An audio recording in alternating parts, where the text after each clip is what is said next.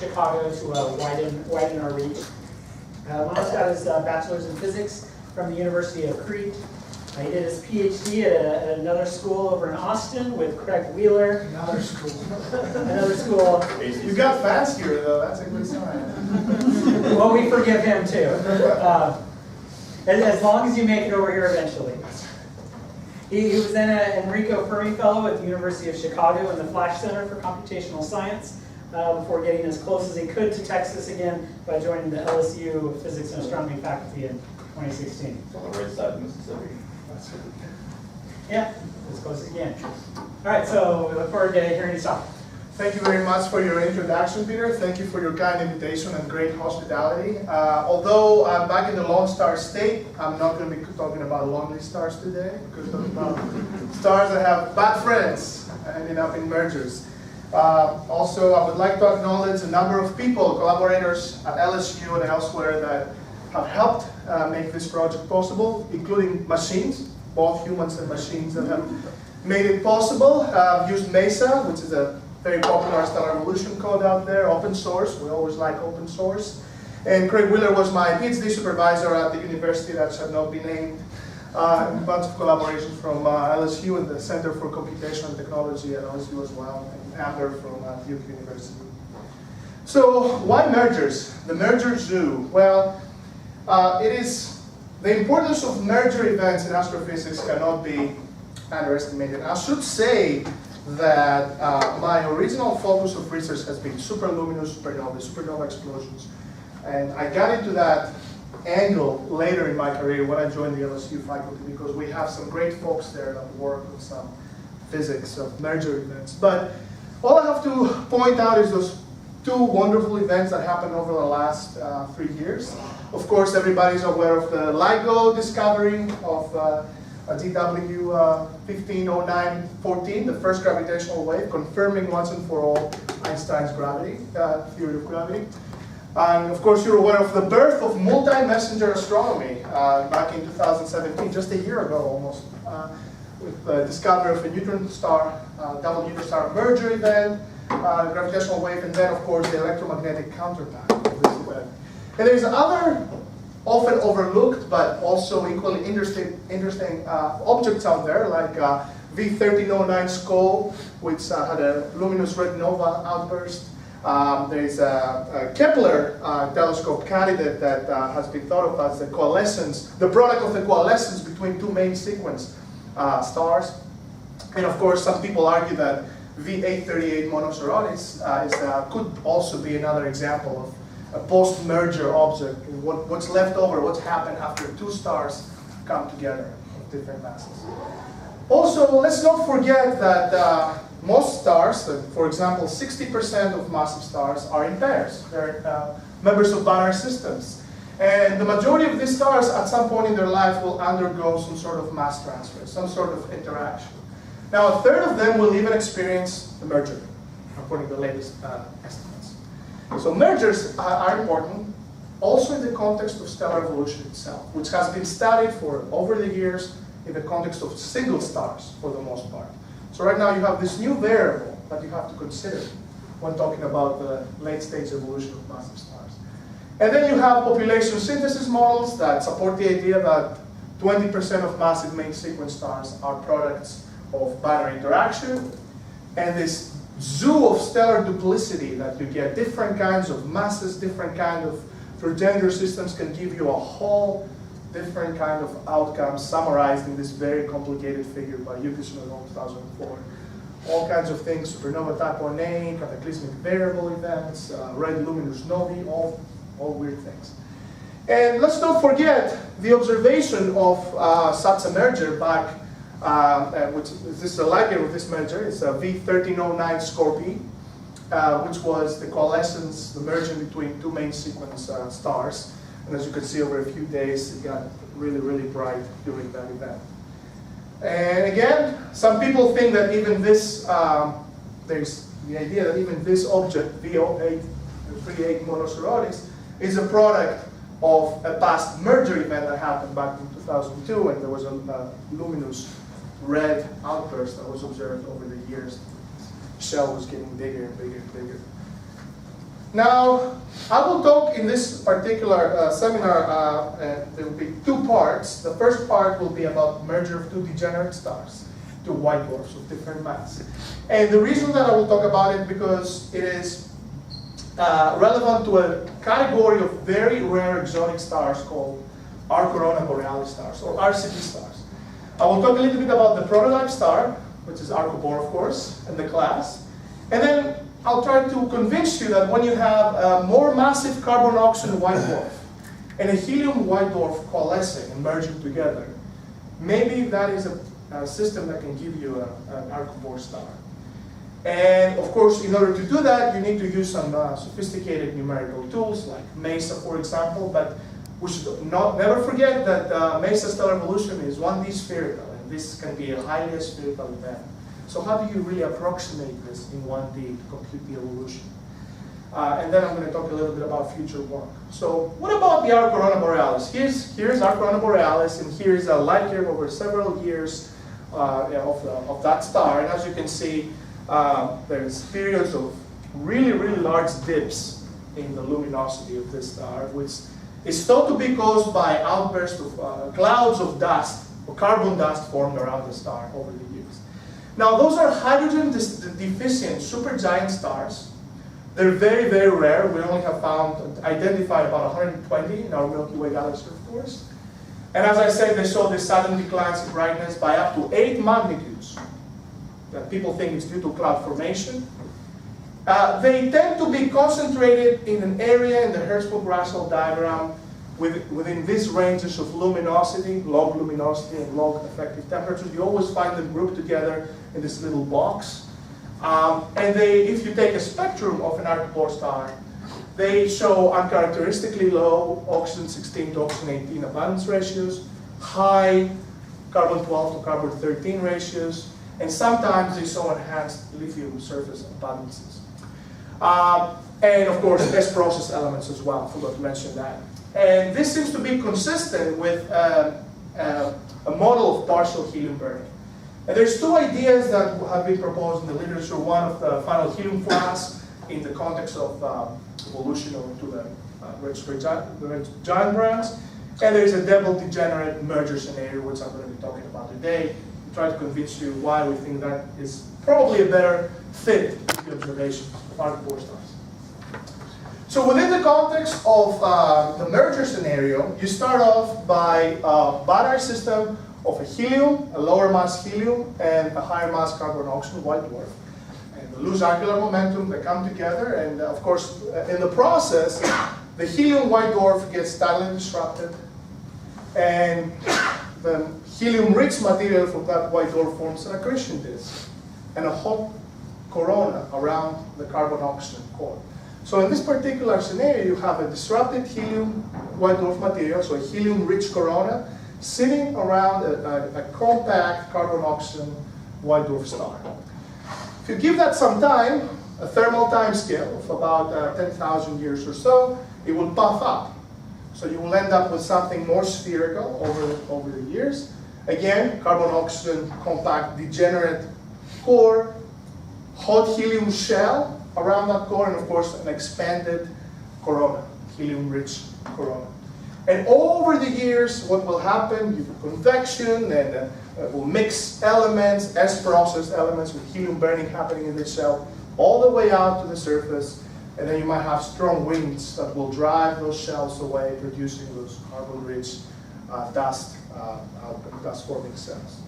So this is kind of like the idea, the cartoon picture of the idea that I want to model and compare to the observations that I talked about in the previous slide. Oops, go back. So here's a cartoon image, and here's some simulations, some hydrodynamic and AMR, adaptive mesh refinement, and SPH, smooth particle hydrodynamics, 3D simulations that have been done by collaborating groups that show you how this post-merger will look like. You simulate the merger event numerically a few dynamical timescales after the merger. So here's cartoon, and here's a simulation. Typically, you have a mass ratio between the helium and the carbon-oxygen white dwarf of 0.5, say. So you got 0.3 solar mass helium and 0.6 solar mass carbon-oxygen white dwarf. Of course, the product of those two will always be below the Cherenkov-Sacker mass. In the end, you end up with something like a 0.8 to 1.1 solar mass post-merger object. And asteroseismological observations of some archivores seem to support this number, 0.8, 0.9 solar masses. And that will be at about 1/10 of a solar radius big after the merger, and it will be rotating at 20% the critical rotation velocity. And the temperature of this hot shell, which is a helium-rich cell from the disrupted material of the helium white dwarf, will be up to about 300 million Kelvin degrees, which is really where you need it to be if you're going to have a helium burning active. So we've used one of our codes that we developed at LSU, at the Center for Computation Technology, called Octodagger, of course. And we've computed three-dimensional AMR merger simulations between a 0.6 solar mass carbon-oxygen white dwarf and a 0.3 helium white dwarf in this case, so Q equals 0.5, the mass ratio. This is the face-on view, and this is the edge-on view. And this loops over and over again, and as you can see, you get this nice teardrop shape a little bit before the merger event, and then you have this post-merger object with a compact core.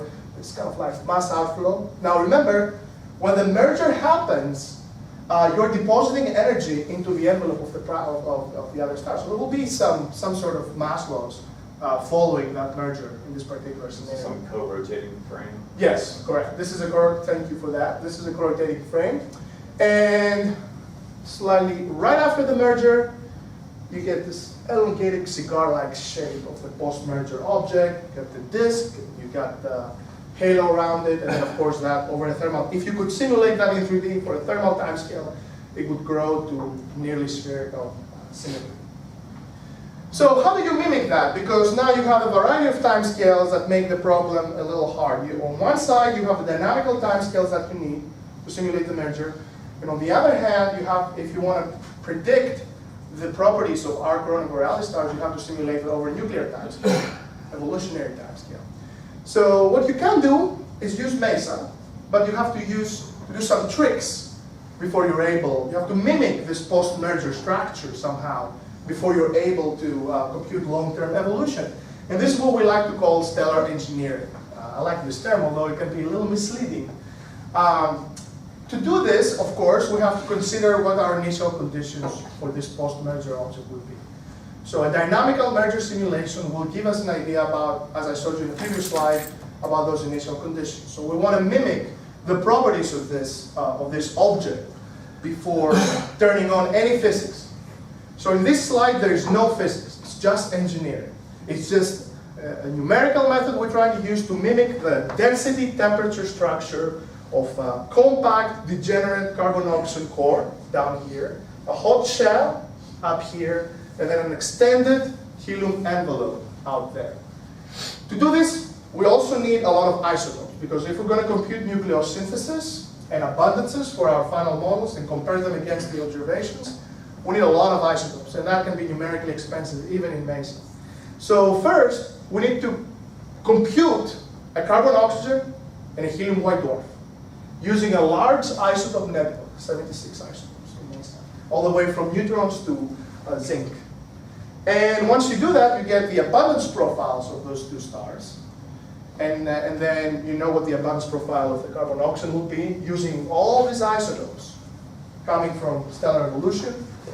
And you also know the same thing for helium. Now remember though that helium will be mixed up because it will be tidally disrupted around the carbon-oxygen white dwarf. So if you want to be a little more honest with yourself while building this model, you gotta compute mass average abundances. You assume there's high mixing happening during this merging process. And then what you do is you take the degenerate part, which is your carbon-oxygen core, and you make sure it is degenerate with a certain temperature that's appropriate for carbon-oxygen white dwarfs. And then you have to inject entropy into the envelope of this object until it expands out to a radius that's consistent with the post-merger radii of the simulations. Keeping in mind that if you inject that energy in the bottom of that shell, you will have a really high temperature spike, which is consistent with the hot helium shell that you get out of the simulations. So this is just a 1D effort to mimic what the 3D simulation is going to give you, assuming spherical symmetry. It turns out that the assumption of spherical symmetry to start with is not bad, because it will take a few years for the object, thermal timescale, to become nearly spherical. So then we can assume that it's been through that stage, and then you can turn the physics on. This is no physics up to here, just engineering. And then you turn the physics on and see how this structure, this blue structure here, evolves over a long period of time. You said there could be something physical about hitting the carbon burning phase. Does that just inject so much energy that it changes the structure? No, because we don't actually consider the deposition of energy from nuclear reaction at this phase yet. It's just, nothing like that. Why does it hit the carbon? Is it just coincidence? So this is just to show you, depending on how much entropy you could inject, you will get different radii and different temperatures. So here's the lowest, you can get even lower. So this is just showing you what you can do with this method. Okay. And it shows you the general shape of the post-merger object that you're going to be evolving in the density temperature plane. So we do that, and then we turn physics on. Nuclear burning, energy transport, rotation, rotational mixing, angular momentum transport, everything. And we follow the evolution for 1 billion years. And we compute surface abundances during that RCB phase. This is the box where you see all those RCB stars.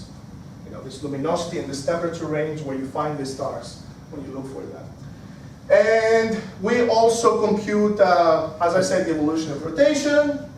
And as you can see, the model does get up here, spends considerable amount of time. Time is here, a few hundred years within that, a few hundred to 1,000 years within that box. And then it moves over to a pre-planetary nebula phase, off to a phase where you find another category of rare stars called extreme helium stars, EHE. And some people in the past have proposed the idea that perhaps EHE is a later evolutionary stage from Arcabor stars. So we're trying to also evaluate that scenario. We've actually put together a paper about this. We're in the process of resubmitting to the referee. We got a referee report. So you can see more details about this on our archive. It's available. But we do this for a variety of initial conditions. So now we have MESA. We can engineer post-merger objects of different masses, assuming different ratios between the carbon-oxygen and the helium-white dwarf, use different nuclear reaction networks, turn-on rotation, turn-off rotation. You can investigate different aspects of the parameter space. So all these letters correspond to different models. And we find that we get to the right location in the HR diagram where we find those things in terms of luminosity and temperature within the right time scales that we think the star will be an Arcabor star. So nearly all models are successful in evolving to the RCB box within a few hundred years. And the masses that we get during this RCB stage, this Arcabor phase, are also consistent with the masses that we see for Arcabors. And that's important because during this hot helium burning phase, it's kind of like a small mini outburst, there will be some mass loss. And there's also wind radiation-driven mass loss in the evolution to this phase. So we are getting the right mass range regardless of the mass loss that the star is experiencing on its way up there to point 1. Point 2 is X in the box. Point 3 is the phase that corresponds to the extreme helium stars, and then point 4 is the turnover down to become a white dwarf again over the course of a billion years or so. And we also predict nucleosynthetic results for all the models. And we find, indeed, enhanced lithium surface abundances, consistent oxygen, 16 to oxygen 18 ratios, and carbon to oxygen ratios with the observations. And here I'm just showing you what the observations are for these abundances for the prototype of the class, not the whole class, but the prototype. So we're getting pretty good predictions on this nucleosynthesis as process-enriched elements, which is consistent with the observations. We're also getting pretty good Arcabor to extreme helium star rates. So here is a table from our paper that shows the expected number of Arcabor stars versus the expected number of extreme helium stars. based on the timescales that we get out of our evolution calculations. And if you get those ratios, they seem to be in pretty good agreement with what we see so far in terms of the Milky Way galaxy. So we get pretty good hits in almost every observed aspect of our Corona Borealis stars. But of course, that's not the end of the story. There's a lot of things to do. And I'm working with my graduate student at LSU, Brett Munson, to actually improve those models and add more isotopes and do more accurately the sterile engineering part. And that's important because MESA right now actually has this new capability, which is pretty cool. It allows you to map a spherically averaged three-dimensional model from a hydro simulation into MESA and then evolve it immediately. So you get all the physics and all the consistency that you can from a spherically averaged 3D dynamical simulation of the merger, and you can map it directly instead of doing the entropy injection of the engineering step and evolve. But on top of that, you can also use a post-processing code called NuGrid to calculate the abundances of really high atomic number elements like yttrium, zirconium. All these things are actually seen in the spectra of arc-Bohr stars. So by using this two new steps, we can improve on our predictions of the nuclear synthesis. You mentioned the number of stars. Is that in the whole galaxy? So far observed, yes, in the Milky Way galaxy. Oh. Yeah, correct. So, and of course, So I guess the time scale is really the ratio of those two. yeah, correct. And one of our future long-term goals, probably his PhD thesis, would be to actually also compute light curves following the merger event using some codes that we have access to in collaboration with Los Alamos National Laboratory. So SuperNu is a radiation transport code. Casio is a radiation hydrodynamics code that allows you to compute multi-band light curves following this kind of processes. So that's another thing we want to do. So we want to complete the picture and even simulate the merger event. But now it's a good time to switch on to the second kind of merger that has caught my attention over the last few months, and that's thanks to my PhD advisors, my previous PhD advisors, Craig Wheeler's fascination with this star. It's Betelgeuse, our good old favorite Betelgeuse, or more scientifically known as Alpha Orionis, at the constellation of Orion, of course. And talk about Betelgeuse, but also in the context of rapidly rotating giant stars. And that's an interesting point because even based on grounds of angular momentum conservation, you're expecting that when a star, it's kind of like this analog we use now. So in our classical mechanics classes, when the dancer is pulling their hand inwards, they spin faster. And the opposite happens when they extend their arms outwards. When a star becomes a giant, it gets bigger, so conservation of angular momentum would dictate that most giant stars don't really rotate fast. Less than 1 kilometers per second on the surface. But fact of the matter is we've observed a few stars that are in the giant phase that are pretty rapid rotators. And Betelgeuse is probably one of those stars.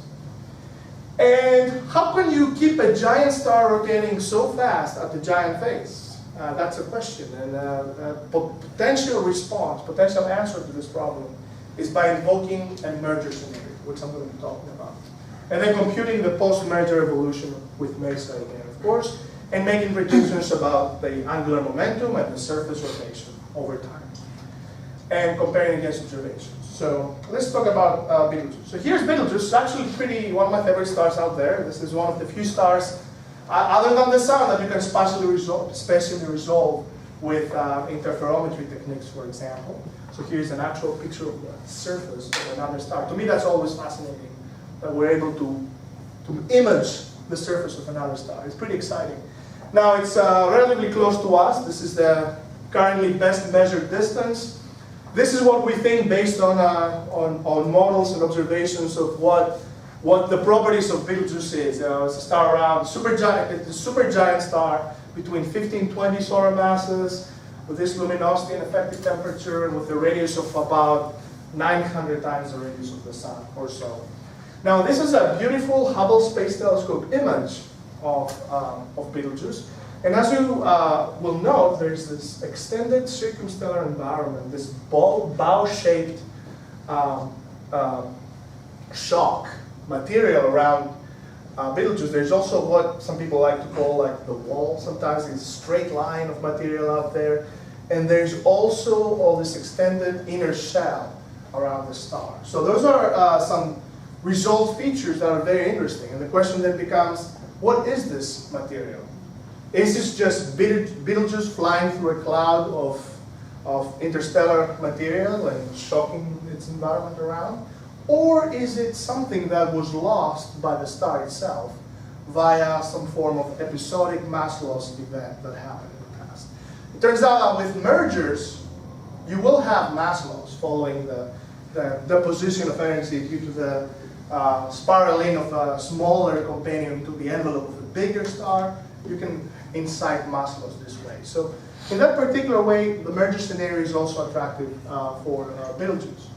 The observed surface rotational velocity of Betelgeuse, that's the other interesting point, is between 5 and 15 kilometers per second, which is more than 10 times higher than most supergiant stars. So it's rotating faster than thought. Those are observations by these people. And it has been determined 2 different ways.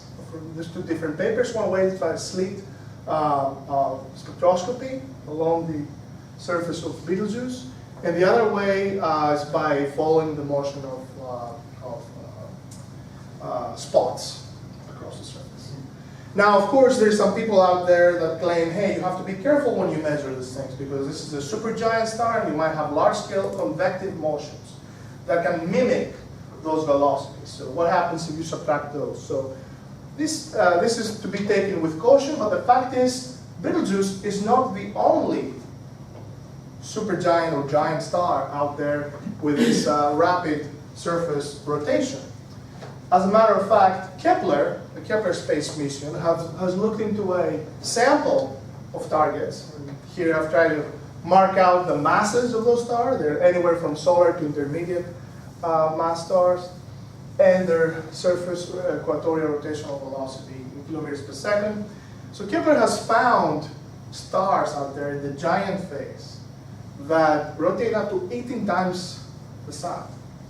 So those things are real. There is a class of giant and supergiant stars out there that rotate faster than expected, out of simple arguments of single star evolution or angular momentum conservation. So let's look into the idea of invoking a merger scenario to try to explain this rapid rotation. And here is the model I'm working on. So here is a high mass ratio binary system. First frame here, you got large separation between a massive star, anywhere from 15 to 20 solar masses, close to the mass, the observed mass of Betelgeuse in this case, and a much smaller companion, a solar-type star of about 1 solar mass, separated 200, 300 solar radii or so. Now, simple evolution dictates that the most massive star will evolve much faster than the less massive star. So this massive star right here will produce a helium core at some point. It will run out of hydrogen in the core. It will produce a helium core, and then it will start expanding towards the supergiant phase. Because you will have this hot hydrogen shell burning that happens. That's a faulty thermostat in a way. That's going to be injecting energy to the envelope. So the envelope will be expanding but the core will be contracting until it gets hot enough to actually start fusing helium to carbon and oxygen. So at this phase, you have a thermal expansion timescale after the end of core hydrogen burning that will cause the envelope of the primary to expand all the way out to the orbit of the secondary. So it will engulf the secondary, which is, you can think of it as a point source in the scale. It's very compact compared to the end. The density contrast here is huge. This is much more compact, dense than the envelope of the primary out there. But because the secondary will be exposed to drag forces that will remove angular momentum, because it will have to essentially rotate within a higher density environment. So those drag forces will cause the secondary to spiral in toward the helium core of the primary. And it will remain intact for a lot of this spiraling until it gets right about the edge of the helium core. At this point, it will become teardrop shaped and, of course, tidal disrupted, and you will have a merger scenario of this type where lower mass primary merges with a core of a larger mass, a lower mass secondary merges with a core of a higher mass primary. So this is kind of like the idea that I'm going to look into and try to model and see whether this idea can give you giant stars with rapidly rotating envelopes. And how would you get that? Well, the idea is that during the spiraling in phase, the secondary is depositing angular momentum to the envelope of the primary. And then the question becomes, can the envelope of the primary sustain this rapid rotation for many years all the way up to the supergiant stage, which is the observed phase of Betelgeuse, for example. So a little bit of math. I haven't shown any equations yet, but this is just very simple arguments. It's not a super sophisticated model yet. This is just the first step. We like to think of it as a first step before we do more sophisticated numerical simulations of this, which can be quite challenging, as a matter of fact, because of this great contrast you have between the primary and the secondary. It's impossible to resolve the secondary within a dynamical time scale to compute the spiraling of the merger. So you have to do some tricks there. So we're working on that. But before we do that, we said, okay, let's take a step back and create the Stowe model that we can explore with Mason. So there's a lot of assumptions, of course. One of them, you need a low mass ratio because you want the secondary to remain intact during the spiraling phase so that it deposits a lot of energy into the envelope of the primary. The merger is triggered because of contact during the post-main sequence expansion phase. So you have to wait for the primary to start crossing the Hertzsprung gap, is what's called that phase called, until it actually engulfs the secondary. And of course, the larger the radius, the more angular momentum you can deposit by doing this. The larger the separation, there's more spiraling in the envelope, of course, higher velocity, so you can deposit more angular momentum this way.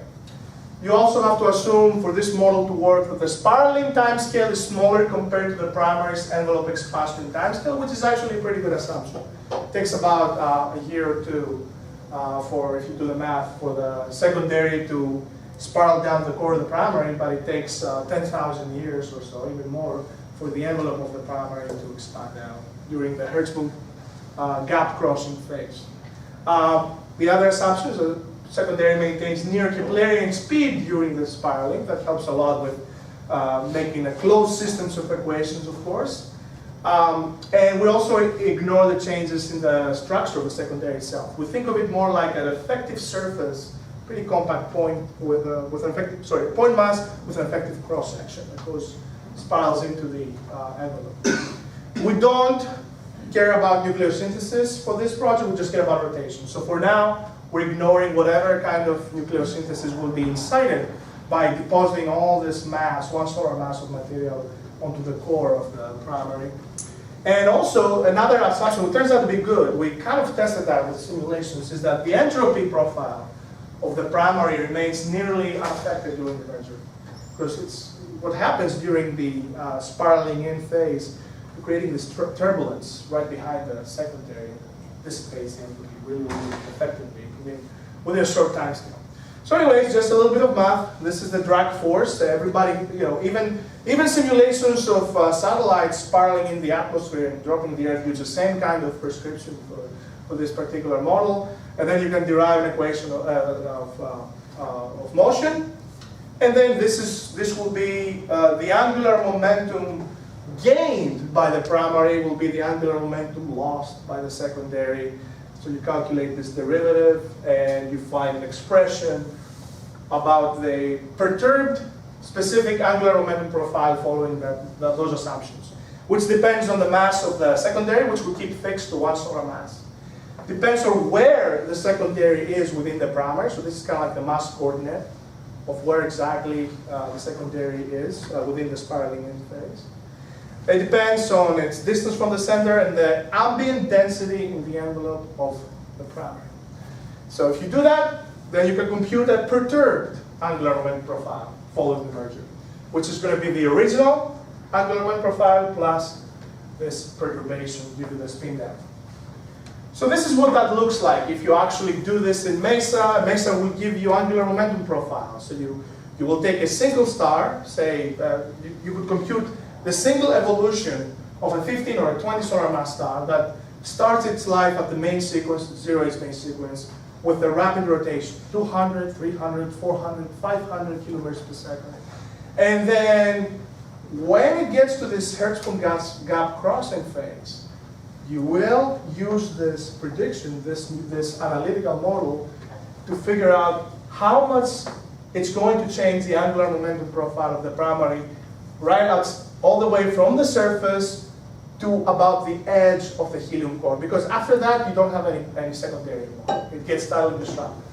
So you got the angular momentum in the core pretty much remains the same, but you have this perturbation due to the spiraling in of the secondary in the area of the primary. So here is the specific angular momentum, angular velocity, and of course the structure remains nearly unaffected, but don't forget that because you have a rotating, you've actually injected rotation dynamically, that will also readjust the structure equation, because you have to account for the rotation for that to be correct.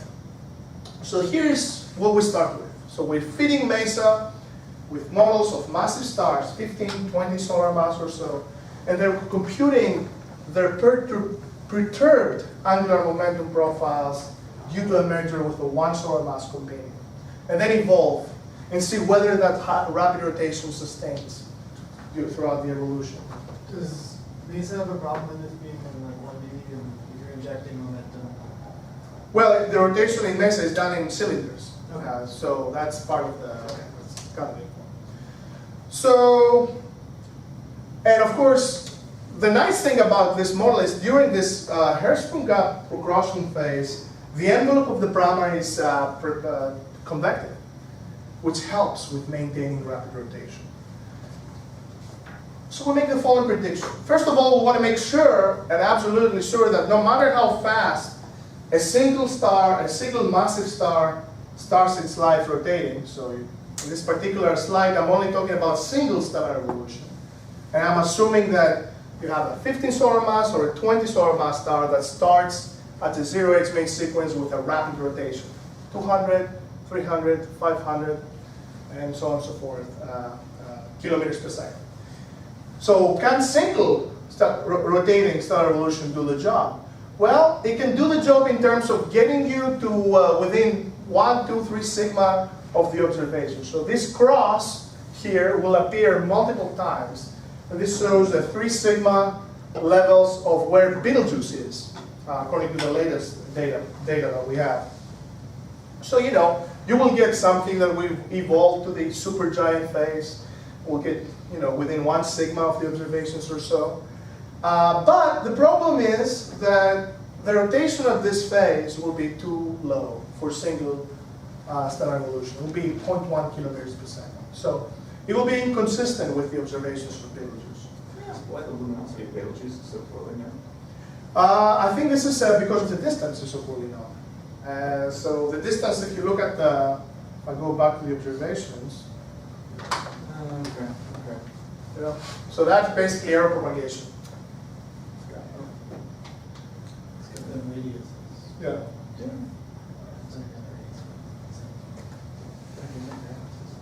So this is what happens if you don't have a merger and you just consider rapidly rotating single massive star evolution. Now let's look what happens if you have a merger scenario where you have the basic picture that I presented to you earlier. You have either a 15 solar mass or a 20 solar mass star that coalesce and deposit angular momentum in the envelope of the primary. So this is, I will explain what all that is. This is HR diagrams, of course, everybody's familiar with those. The color scale shows you surface equatorial rotational velocity in units of kilometers per second. And what happens here is I'm looking at the 15 solar mass primary evolution in the HR following the merger. So, but assuming that the contact with the secondary happens at different radii, because I want to explore the parameter space. So in this particular case, M15 means 15 solar masses, R means it starts its life rotating already, and C means contact. So C200 means the contact occurred at 200 solar radius. C300 means the contact occurred at 300 solar radius. So this is basically parameter space kind of grid search, where I'm looking at models where either the primary was rotating initially or was not rotating too much initially, and the contact happened at different radii with the one solar mass companion star.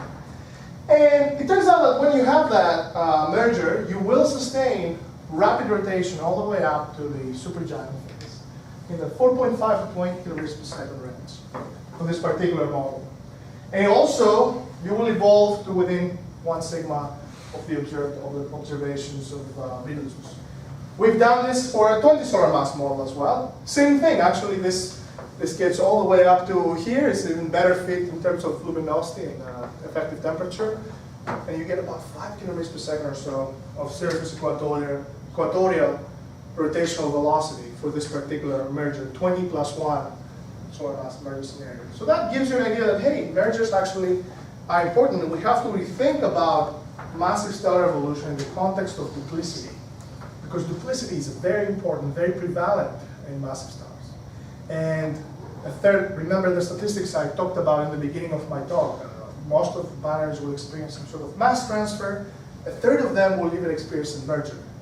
So if you want to be more accurate about your stellar evolution models for massive stars, you want to look at models have evolved after suffering such kind of a merger scenario.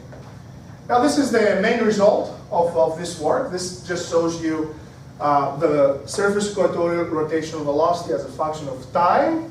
And this is actually time after the merger. And those vertical dotted lines show you the time scales that this model will be rotating at this target speed between 5 and 15 kilometers per second at the surface. So basically, this is kind of like a target box. And not only you get a rapid rotation for the merged model, so these 3 panels here are the merged results, the binary model that suffered the merger results.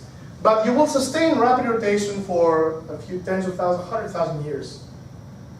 If you try to do single stellar evolution before you become a supergiant star, which at this point you're going to have a really low surface equatorial rotation, you would only go through that target phase within a context of 10 to 20 years.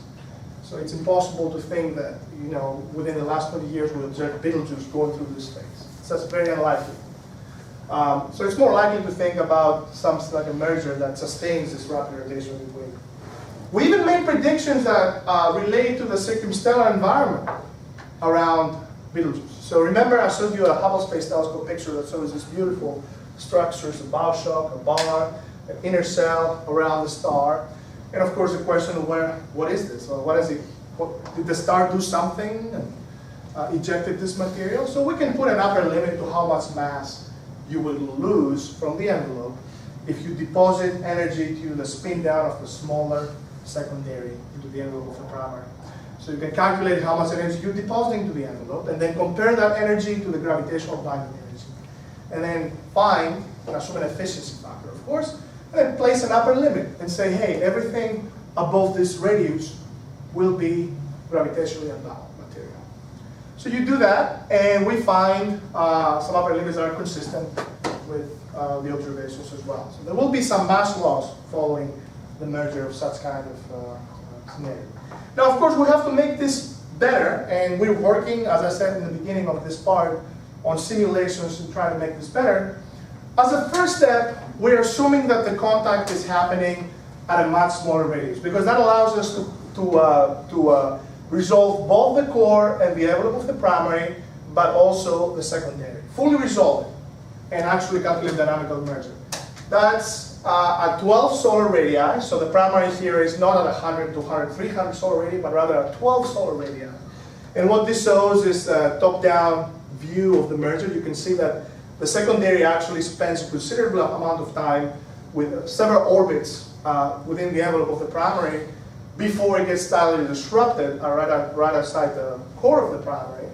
And the right panel here shows you how that the spherically average rotational velocity along the equatorial rotational velocity changes following the merger. So those moves are not necessarily synchronized. But what you can see here, that's something that was rotating at the surface originally at about 300 kilometers per second. And this is the effective surface of the post-merger object following the merger. Now rotates about 400 kilometers per second. So the idea is to do more accurate numerical simulations that more accurately will not only describe the deposition of angular momentum, better than a toy model that we just explored, but will also look into other things like the entropy, how accurate is our assumption of, for example, of not disturbing the entropy mass, and so on and so forth. So we can do those models with three-dimensional codes, and then map our results with the new great capability MESA has into MESA to compute long-term evolution. So this is kind of like one of our future objectives. So the merger scenario seems to be a good fit, at least in terms of their surface equatorial rotational velocity, to the observations we have available about one of our most favorite stars out there, Betelgeuse. It seems to be an improvement of past work. It offers a channel to interpret rapidly rotating giant stars, which have been observed by Kepler. And again, I can't stress enough how important it is to include duplicity in merger scenario when we study the evolutions of passing stars, because that will happen and that will change the properties of a few small sample of stars out there. Of course, in the future, we wanna actually compute the nucleosynthesis following the merger. We want to see whether you can actually dredge up some material from the coral well, the surface, following the merger that will give you it will be like a signature that something has happened. So that's one of the future steps. Of course, as I said, performing three-dimensional octotangent low mass ratio merger simulations, it's really hard if you want to do it for large contact radii because of resolution problems. But we're working on a kind of workaround and fix on that. And the reason we want to do this is because we want to do the following, which is to actually evolve a real structure that we get from a more accurate structure that we get from supercomputer simulations of mergers rather than a toy model. And one of the main reasons this is a dear project to me is because, as I said at the beginning of my talk, my main focus has been superluminous supernova and luminous transients. And one thing that really affects the luminosity of supernovae is the presence of circumstellar mass around them, where you can have a supernova ejecta interacting with a really dense shell that has been shed by the star in the years prior to supernova.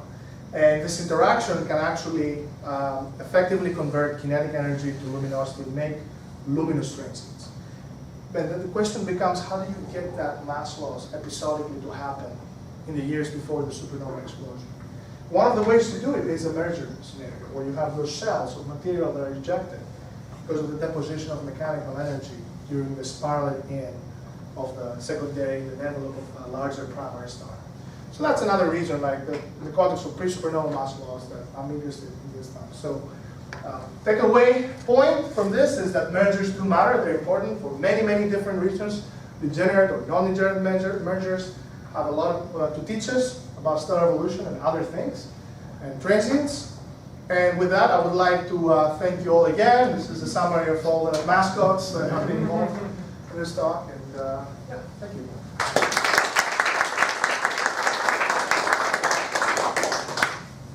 Any questions?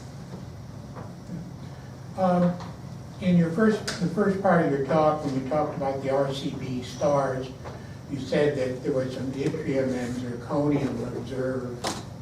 Yes. Does that imply some kind of explosive contribution, or how did they get there? Well, the idea is there that you have partial hot helium burning that produces traces of these elements, as a matter of fact. So, But you're going well beyond iron, so. Well, and then of course on top of that is also what the pre-explosion, the pre-merger abundances were. Maybe there were traces there before. So the origins of these things are not perfectly clear, but my understanding is that S process, which you can have partial S process happening in this hot shell, will create those elements. And then it becomes a question of how do you effectively transport those elements all the way from the hot helium shell, I call it helium shell, but it really has other things, all the way up the surface so that you can observe them with the spectrum. And convection, large-scale convection, seems to be able to do the job. So S process will happen down there. It will produce some yttrium and some zirconium, and that eventually, by slow neutron capture, might find its way out to the surface where you can observe it. Because the spectra do show that. We find. No, I believe you, but that somehow seems contrary to the binding energy curve somehow. That's a good point, and that's the reason why I want to do larger nuclear networks. We want to use NuGrid to get all the way out to these isotopes to see how effective that process is. Can I ask also, in the second part, when you talk about the merger of a one solar mass star, but you're making some assumption about the spin, the rotation of that one solar mass. Where does that come from? Are you talking about number 4? No, I'm talking about, it's coming in along the axis, so it's not Right. orbital angular momentum, so it had to have an intrinsic spin to start with. And Correct. that's what you're dissipating, right? So how do you know what the intrinsic spin was? Well, if the battery system is tightly locked at the beginning, which is most likely will be, then both members will rotate at the same rate. So we know this by design of the initial conditions. Now, really what the angular momentum you deposit comes from the orbital spiraling of the secondary, not from its own rotation itself. So you're assuming the secondary as a point source with an effective surface, effective cross section, that enters this higher density ambient material and loses angular momentum in the process, and gets all the way down the core. So you can actually compute by solving this equation of motion what this spiral will be in the time scale to coalesce down to the core. But really you're assuming that with some efficiency, that's the efficiency factor here, you're depositing the secondary angular momentum that's lost locally into the envelope.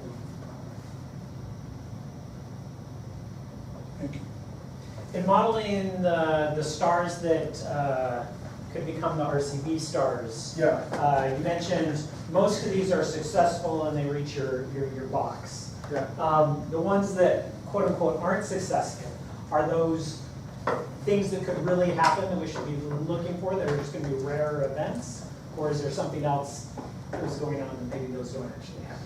That's a good question. Yeah, I don't quite know the answer to that at this point. I mean, for the vast majority of this model did fulfill the Archibald box criteria, but there are some. For example, there is this yellow, this blue one that is a little bit on top of that box. I don't know how impossible it is. Maybe we haven't found these things. They're very rare.